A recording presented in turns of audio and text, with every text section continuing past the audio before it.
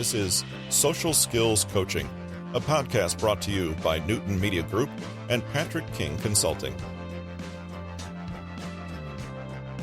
This is Tuesday, November 21st. Make friends easily. How to Charm and Connect in Record Time. Written by Patrick King, narrated by Russell Newton.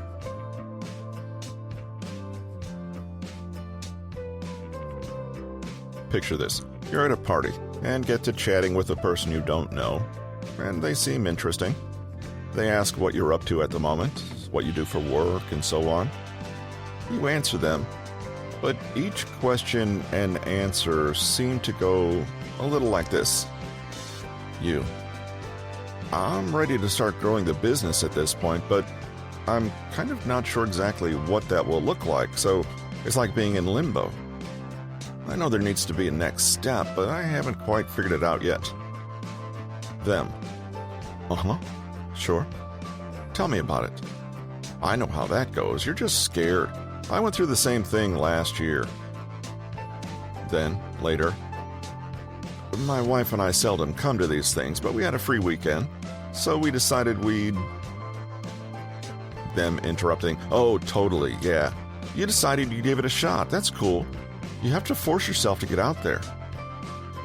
And then again, man, my back's been killing me though. Well, let me give you the number of my chiropractor. He's the best, hands down. Now, looking at the above, you wouldn't say there's anything wrong with these interactions, right? And yet somehow you leave the conversation feeling a mixture of boredom and irritation. The other person was polite, and you talked well enough, so why did something feel so off? The reason may be a simple one. They lacked curiosity. If you go back and read the interactions again, you'll see that the other person has an attitude of already knowing who you are and what you're saying. To put it bluntly, they're not really interested. They do not view the interaction as a possible way to learn something new or encounter something they aren't already familiar with. They don't ask any questions or listen to the answers because, on some level, they don't believe that you as a person have anything new or interesting or valuable to give them. Sounds extreme, but imagine having another conversation later on at the same party and saying all the same things again, except it goes like this. I'm ready to start growing the business at this point, but I'm kind of not sure exactly what that will look like, so it's like being in limbo. I know there needs to be a next step, but I haven't quite figured it out yet. So, you're basically an independent publisher? Have I got that right? Or, my wife and I seldom come to these things, but we had a free weekend, so we decided we'd take a look. Try something new. Oh yeah, sounds great. Who was playing the last time you were here? This is my first time, so I have no clue what to expect. And then, man, my back's been killing me though. Oh no. Don't tell me. You've got back pain too? Do you think we're all getting old or something? You're the third person to tell me about back pain this week. Bearing in mind the idea of curiosity, can you see the difference between the first person's approach and the second person's? Social skill experts often tell people to ask more questions, but it's worth understanding why they give this advice so often. The fact is that the best conversations are real, spontaneous, respectful ones. They're conversations in which we are fully present, open-minded, and receptive to whatever thing we might learn about the fascinating person in front of us. Questions are good because they keep us curious, and curiosity is the secret sauce. The worst conversations are those where we're not really paying attention, where we make assumptions that we don't bother to confirm the truth of, where we judge the other person or simply go through the motions, rather than have a living, breathing conversation in the present moment. Curiosity makes all the difference. It's the lifeblood of a genuine, authentic interaction. You can spend your whole life talking to people, being polite, being interesting, etc. But if you're genuinely not curious about them, or about the potential for your interaction as it unfolds in that moment, then your interactions will always feel a little small, hollow, and flat. Be honest with yourself. Do you find people interesting? Do you genuinely enjoy learning about them and having them show you their unique new ways of looking at the world? Do you let them change your mind or steer the conversation in the ways only they can? Do you like them? Do they inspire or comfort or teach or entertain you? Do you leave interactions feeling honored that you got to peek into their special world for a brief moment? If truth be told, most of us are more interested in convincing others how fascinating we are than finding what is truly fascinating about them. But think about the last time you really enjoyed someone's company. Did you enjoy them because they said all the right things and were clever and impressive?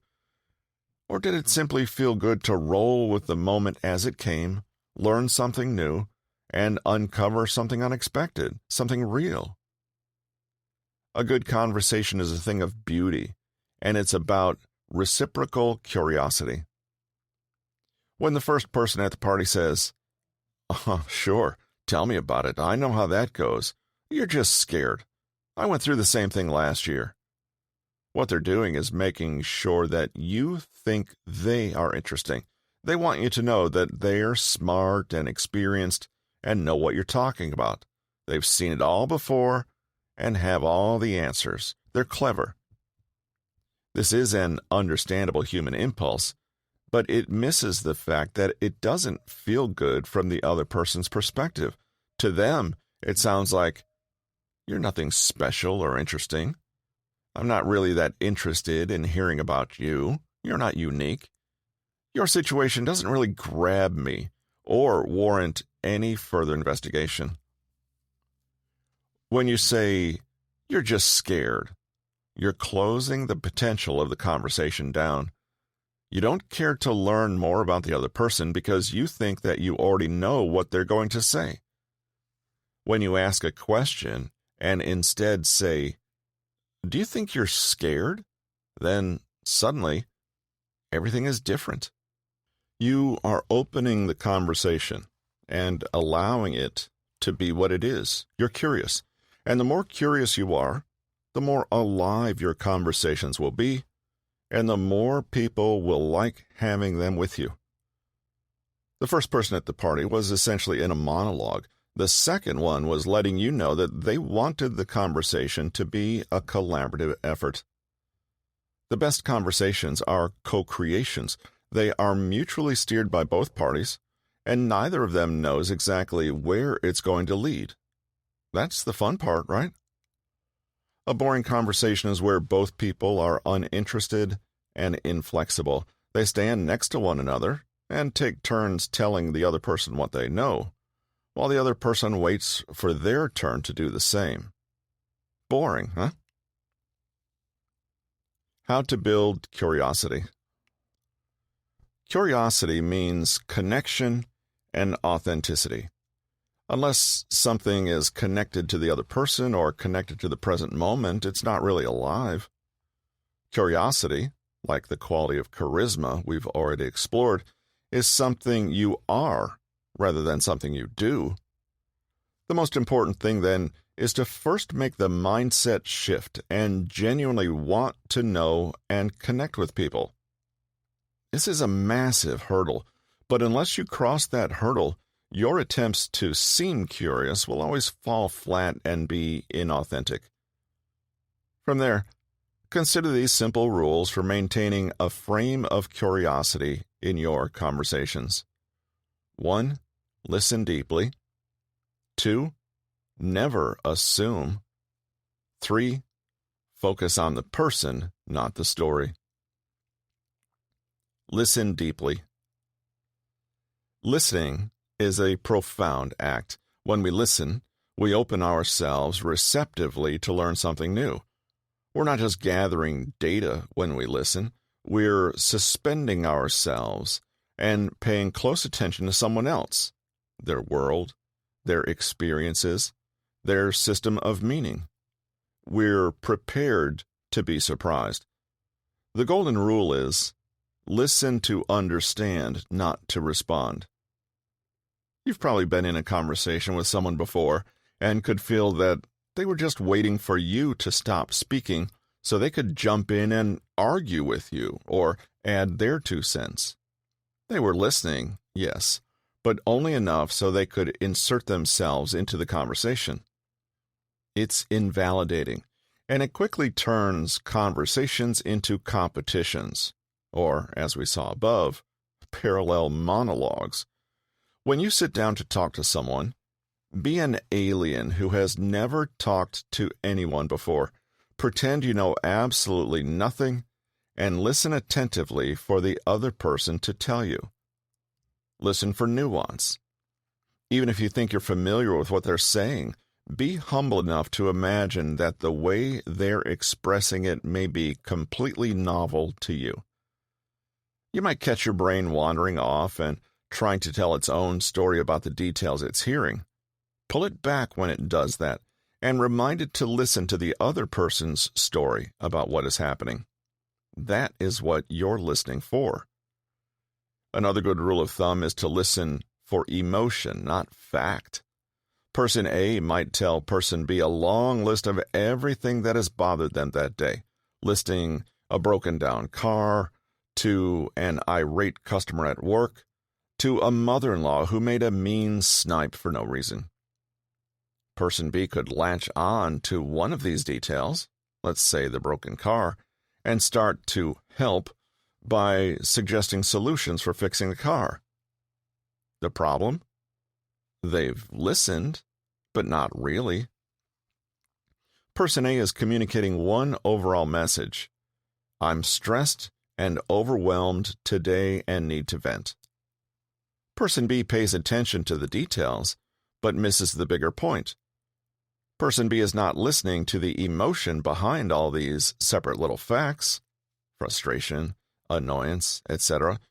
They're also not hearing the reason Person A is talking to them in the first place, i.e., Person A wants someone to hear them and acknowledge their emotion.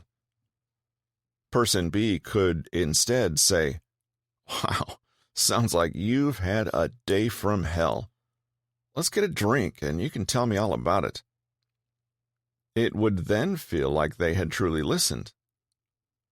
Good listeners are great at noticing patterns, and they pay attention to things that stand out. They notice when someone keeps mentioning the same phrase or word over and over, for example, and they use that word themselves, or paraphrase it when trying to demonstrate that they've heard and understood. They notice body language and speech patterns, and infer the overall context of what's being communicated. They're not just listening to the words spoken, but to everything around those words. Assume nothing. This is basically the same as being curious. If you find people boring, it's usually not that they themselves are boring, but rather that the categories you've put them in are too narrow and limited. So you see a teenage boy in front of you and make the knee-jerk assumption that he's probably immature, that he spends too much time gaming, or that he's a little awkward or untidy at home. But if you hold on to this stereotype too tightly, it may stop you from seeing the genuine human being in front of you. That teenage boy may be incredibly mature, self-controlled, creative, sensitive, thoughtful, and unconventional. The only way you will see all that, though, is to drop your assumptions. When you listen to such a boy, then, you're not listening to confirm what you already think of him. When you perceive him without bias, assumptions, and filters, you're also listening on a deep level. You are willing to discover who he is, rather than to come to a lazy conclusion that's based on nothing. After all, wouldn't you want people to approach you in the very same way? It's human to fill in the details. We see a middle-aged woman in tweed carrying a briefcase on a university campus, and we assume she's a lecturer or professor. Chances are she is. But what about all the times she isn't? Our mental shortcuts and assumptions are fine when we are aware that we're using them, but we need to be able to ditch them when faced with a real person, not a stereotype. Another way that assumptions can creep in and spoil connection is when we are too hasty to interpret a situation according to our frame of reference, forgetting about the other person. Someone announces a pregnancy and you say to them, "You must be so excited." But must they be? In being so quick to assume that excitement is the only response to a pregnancy, you've lost sight of the other person and their unique experience.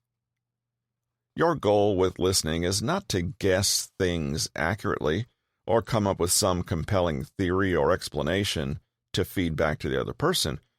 Your goal is simply to be there as a witness to the experience they are sharing. Give yourself this permission, and you'll notice how much easier conversations are, for you as well. Person, not story. This is an extension of the last rule, which is to focus on the person behind the story, and not so much on the story itself.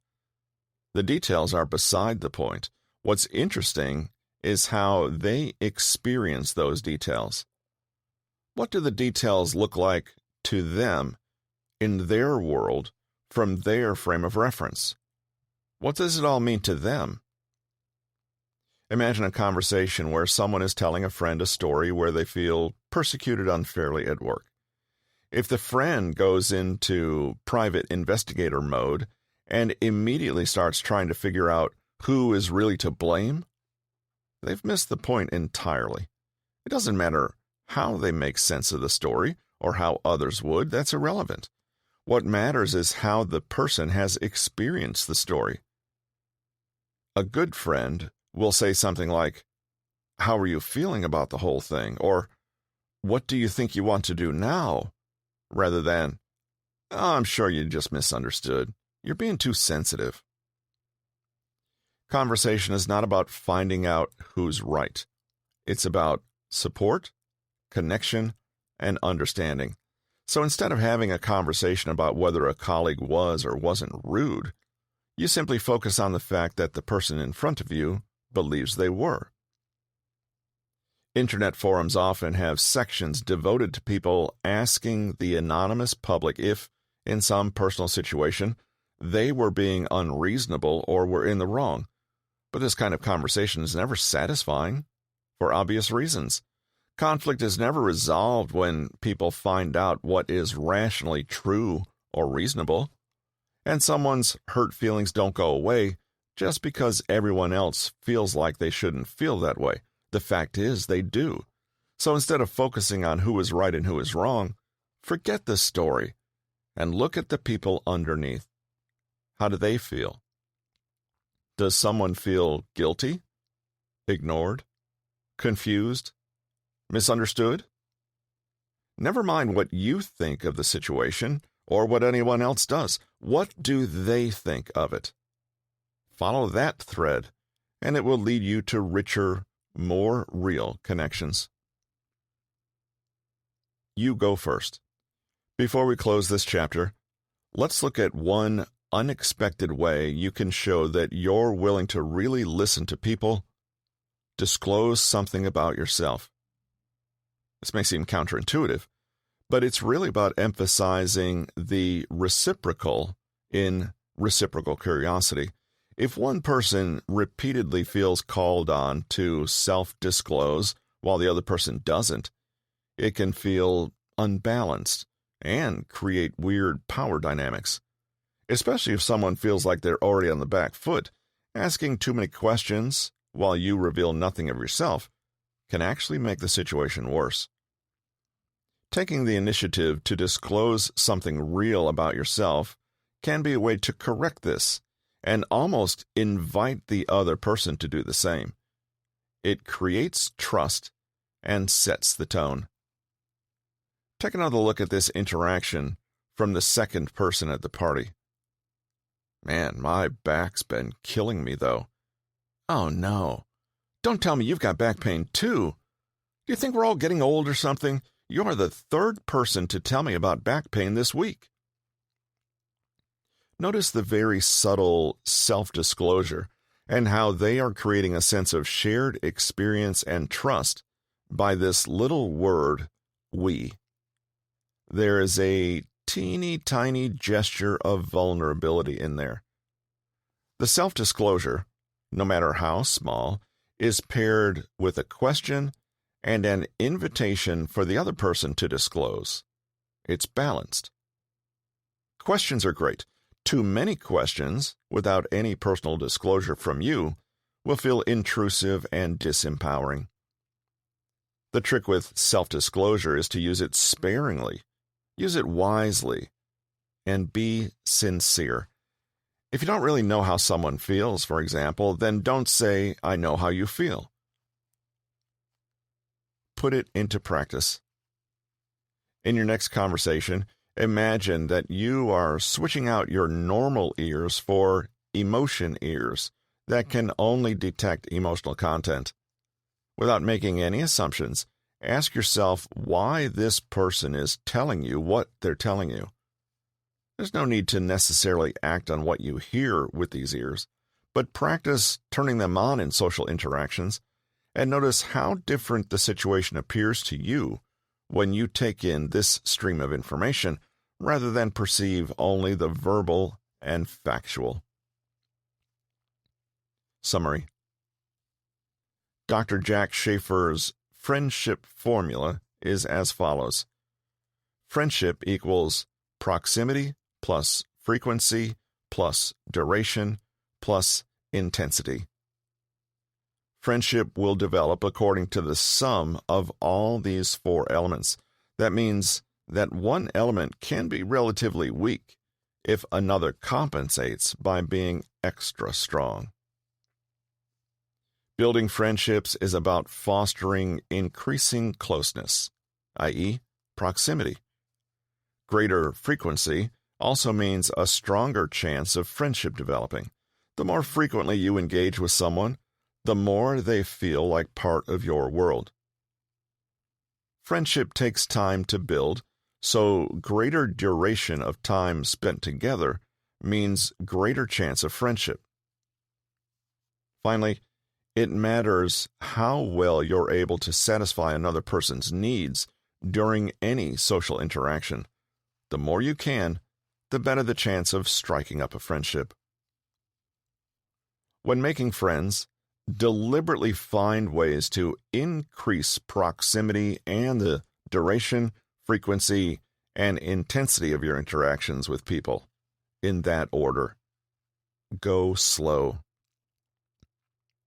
To create a reality distortion field, you'll need to increase eye contact, be aware of your personal space, and stay present and open-minded in conversations.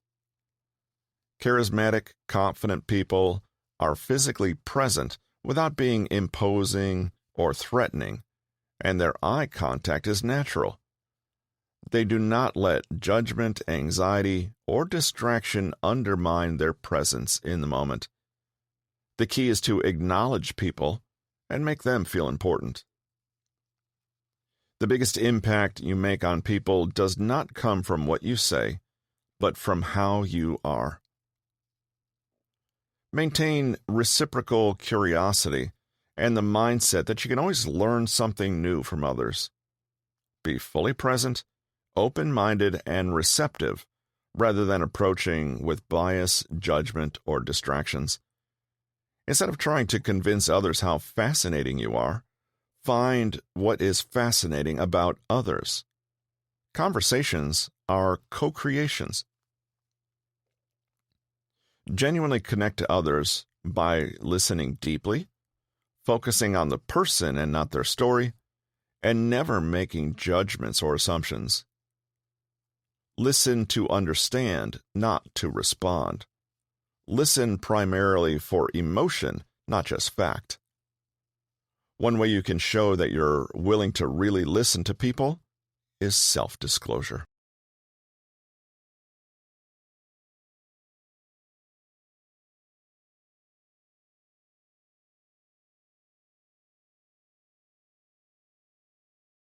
This has been Make Friends Easily: How to Charm and Connect in Record Time, written by Patrick King, narrated by Russell Newton. Copyright 2023 by Patrick King. Production copyright by Patrick King.